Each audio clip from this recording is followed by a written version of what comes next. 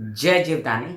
Beauty with astrology की founder मैं कामिनी खन्ना आप सभी समझदार दर्शकों के साथ एक बार फिर आज एक बहुत ही महत्वपूर्ण चर्चा लेकर हाजिर हूं।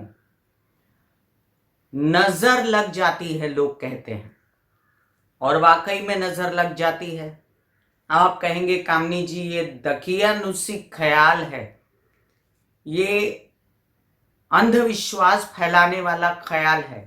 कई लोग ऐसे सोचा करते हैं कि ये दकियानुसी ख्याल है, लेकिन आप लोगों ने भी होते देखा होगा कि कोई आपकी अच्छी खबर या आपका कोई काम या ऐसे कई चीजें जिसमें आप खुद को क्योर कर लेते हो नजर उतार के, या फिर वो होने से पहले ही कुछ हिस्सा निकाल के रख देते हो। अब हमारे प्राचीन काल से ये सभ्यता है, जैसे दूल्हा दुल्हन दरवाजे पे आए तो उनकी नजर उतारो, बच्चा पैदा हुए तो उस पे से पैसे वार दिए, ऐसे कई कोई बीमार है तो उसका कुछ दान करवा दिया, सजदा उतार के रख दिया, कुछ कहते हैं वार के रख दिया। तो ये सब तो हमारी संस्कृति में बड़े सालों से, सदियों से, हजारों वर्ष पूर्व से होता आ रहा है। अब इसे आप दकियानुसी कह नहीं सकते, क्योंकि मैं इसको एक्सप्लेन करूंगी आपको कि कैसे नजर लगती है। मैं यहाँ पर आपको नजर के उतारने के टोटके बताने को नहीं आई हूं, क्योंकि उससे मैं अनभिज्ञ हूं, और मैं आपको बताने आई हूं कि कैसे नजर लगने का काम करती है। अब इसके 7 पॉइंट है, मैं जो देख कर पेपर पर लिख कर लाई हूं, और आपको मैं एक एक करके एक्सप्लेन करूंगी। अब जैसे सब उतारते हैं नजर, और नजर उतारते हैं, इसमें भेद क्या है। अब बात करते हैं सबसे पहले हम एक इंसान की और उसके आभा की। आभा जो आपको दिखाई नहीं देती आंखों से। जैसे एक्सरे कराते हैं तो आपका शरीर दिखाई देता है अंदर का, लेकिन कोई ऐसी मशीन निकली है कहते हैं जिससे आभा भी देखी जाती है। आभा जो आपकी पूजा पाठ से, आपके तप से, आपके आत्म चैतन्य को जागृत करने से फैल जाती है। तभी संतों की, फकीरों की, अच्छे लोगों की आभा में आके आपको प्रसन्नता महसूस होती है। यहां तक कि कई संत आपको अपना पैर नहीं छूने देते। वो नहीं चाहते कि आप उनकी आभा में आए और दूषित करें उनकी आभा को खराब करें। इसी तरह जैसे एक उदाहरण आपको बताती हूं, कहा जाता है कि बुद्ध महाराज जो थे उनकी आभा 80 माइल तक चलती थी। जब वो 80 माइल पीछे होते थे तो 80 माइल आगे उनकी आभा चलती थी। और उनकी किस तरह से आभा से क्या असर हुआ, अंगुलीमाल ने जब वो 80 माइल पीछे थे तब अंगुलियां काटनी छोड़ दी। तो ये हुई बात आपके आभा की। अब आपकी आभा पॉजिटिव भी हो सकती है और आपकी आभा नेगेटिव भी हो सकती है। ये डिपेंड करता है आपकी सोच पे। ये डिपेंड करता है कि आप जो ध्यान, साधना, धारणा जो भी करते हो वो सबके भले के कल्याण के लिए, विश्व के कल्याण के लिए करते हो। सिर्फ अपने कल्याण के लिए करते हो तब भी ठीक है, लेकिन किसी की बुराई के लिए करते हो तो आपका आभा मंडल जो है वो बिगड़ जाता है, और फिर लोग आपको देखकर खुश नहीं होते। आपको जब लोग आपको देखते हैं तो उनको ऐसा लगता है कि वो कंफर्टेबल नहीं है आपके साथ बैठ के। तो ये आपकी सोच ने आपको ऐसा कर दिया है। एक पॉइंट। दूसरा पॉइंट, आपने बिना तार के संदेश सुने होंगे। जैसे आपने अभी सोचा कि किसी ने किसी को याद किया, आपने, भले वो अमेरिका में है, और उसने इमीडिएटली आपको कॉल किया और आपने कहा अरे मैं तो तुमको याद कर रहा था। ऐसा तो हमारे साथ दिन रात होता रहता है कि हम किसी को याद करते हैं, अचानक से वो आ जाता है। ये हमारी सिक्स सेंस इतनी जागृत हो जाती है कई बार कि हम उसको याद करने मात्र से वो इंसान हमें कॉल करता है, बिना तार का संदेश भेजता है। ये क्या इंगित होता है? इससे इंगित होता है, इससे पता चलता है कि आपके शरीर में कई सारी शक्तियां हैं। आपके तप में बहुत सारी शक्तियां, आपके विचारों में बहुत सारी शक्तियां हैं। हो सकता है आपकी कुंडली में बहुत सारी शक्तियां हो सकता है आपके ग्रहों में बहुत सारी शक्तियां हो सकता है आपके वाचा स्थान पे, द्वितीय स्थान पे बहुत शक्तियां हों, आपके लग्न में बहुत शक्तियां हों।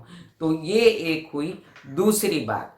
अब बात हम करते हैं कि नजर क्या है। जब तक देखते नहीं महसूस नहीं होता, ये आप समझते हैं ना। तो जो देखेंगे वो ही महसूस होगा। हाँ, अगर हम कान पकड़ के कहें कि जिसकी दृष्टि नहीं है उसको कोई नजदीक भी आता है, कोई उसके ऑरा में आता है तो महसूस होता है, लेकिन ये बहुत रेयर केसेस होते हैं। जहां तक हो सके इंसानी दृष्टियों वाले इंसान जो होते हैं, जो देखते हैं, उनसे उनके अंदर कई प्रकार की भावनाएं, जो पंच विकार हैं, वो जागृत हो जाते हैं। काम, क्रोध, मोह, लोभ, अहंकार और कई तरह की भावनाएं जागृत हो जाती हैं। और फिर ये भावनाएं द्वेष, ईर्ष्या, जलन, ये सब भावनाएं आपको इतना बेचैन कर देती हैं कि आपके अंदर की जो ऊर्जा है वो आपसे बाहर निकल के आपकी आभा दूषित करनी शुरू कर देती है। और उसी ऊर्जा को जब हम केंद्रित करके किसी की ओर देखते हैं, जिससे हमको जलन, ईर्ष्या, द्वेष, कुटिल बुद्धि जो आपकी हुई, जब उस बुद्धि से उसको देखते हैं तो वो केंद्रित भाव जो है उसको लग जाता है। आप कहेंगे कि कैसे लगता है? जैसे आप पूर्व दिशा में, हम सनातन धर्म में पूर्व दिशा में मंत्र जाप छोड़ते हैं और वो मंत्र जाप प्राप्त हो जाते हैं उस दिशा को, उस भगवान को, या जिसकी आप आराधना कर रहे होते हैं। एक ही चीज को बार बार साधने से वो सध जाती है। इसी प्रकार जब हम अपनी केंद्रित की हुई जलन, ईर्ष्या, द्वेष, कुटिल बुद्धि की जो हमारी भावना है, जो बहुत गलत होती हैं, जो कल्याण की भावना नहीं होती, तो जो द्वेष से, ईर्ष्या से पैदा हुई थी, उसको बड़ी केंद्रित करके किसी को देख लेते हैं तो उसको वो गलत असर हो जाता है। जो कि ऐसा करने से सबसे पहले आपकी आभा दूषित हो जाती है, आपके विचार दूषित हो जाते हैं, लेकिन आपको क्या, आपको इस बात से कोई मतलब नहीं, और फिर लग जाती है नजर।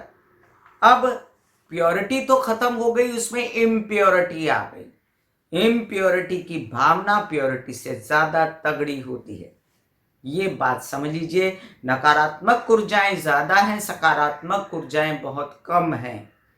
और फिर ये जो झगड़े, बैर, दुश्मनी, इन सब में अगर किसी का अच्छा होता देखने के बाद जो आपको बहुत ज्यादा, आपके विचार बहुत ज्यादा उद्विग्न हो जाते हैं, वो दूसरे पर असर डालते हैं। ऐसे में कई कुटिल बुद्धि लोग, जो गलत पापी कह सकते हैं जिसे हम, ऐसे लोग जो दूसरे का बुरा करने में ज्यादा बेहतर समझते हैं, वो मंत्रों का भी उपयोग करते हैं और मंत्रों का उपयोग करके आप तक वो संदेश पहुंचाते हैं जो कि बहुत ही गलत भावना है। सबसे पहले उसका नुकसान आपके शरीर को होता है। जैसे ही आपने वो रासायनिक प्रक्रिया शुरू की, द्वेष और अहंकार या कुटिल बुद्धि या बैर की, तो आपके शरीर में जितने रसायन होते हैं वो बदल जाते हैं और आपकी तबीयत खराब होनी शुरू हो जाती है। एसिड्स पैदा होते हैं आपके शरीर में, जगह जगह उसका असर होना शुरू कर देता है। इसीलिए हमारे धर्म में, गीता में कहा गया है कि ये जो 5 विकार हैं, काम, क्रोध, मोह, लोभ, अहंकार, इसे कंट्रोल में रखो। ये खत्म तो किसी के नहीं होते, लेकिन इसको कंट्रोल में रखने की बात जरूर आपसे मैं कहूंगी। अभी इस नजर लगने की जो बात है, इसका एक और फोल्ड है। जैसे हमने ये बात की कि आपको नजर लग गई, अब आपको नजर लग गई, अब नजर उतारने की बात करें। ऐसी कई चीजें होती हैं संसार में, क्योंकि भूत है तो भगवान भी है, आपको कोई समस्या है तो उसका उपाय भी है, समाधान भी है।